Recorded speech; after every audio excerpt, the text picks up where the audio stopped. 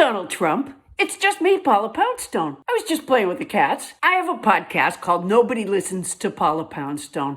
And last year, on our New Year's episode, me and my fellow podcasters reluctantly told listeners our New Year's resolutions. I didn't really want to, because that just means when I don't accomplish what I resolved to do at the beginning of the new year, lots of people will know what a failure I am. So I told everyone my New Year's resolution was to dust my house.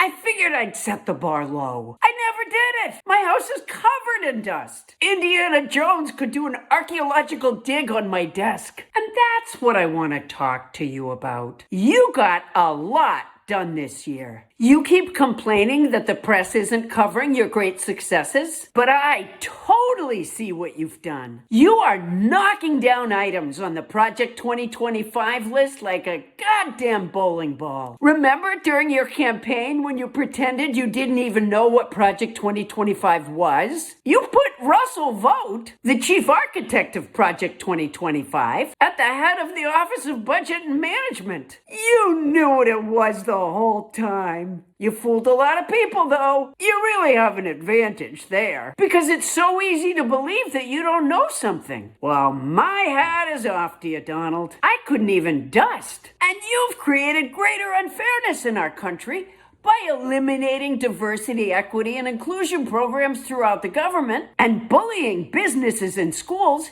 into dropping their DEI programs. You're busy taking away reproductive rights.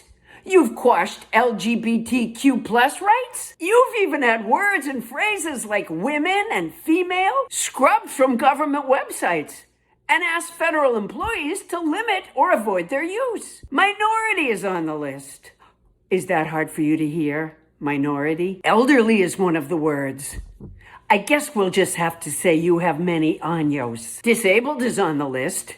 You don't need the word, of course. You do such a side-splitting impression. Measles is on the list. Thesaurus sales have shot up in Texas this year. They can't use the word trauma either. I would imagine they exchange knowing glances, though. Peanut allergies is on the list. So if a federal worker has an allergic reaction to peanuts, he has to turn to someone else and say, I'm having a catastrophic like you reaction. There are 350 words and phrases on the list.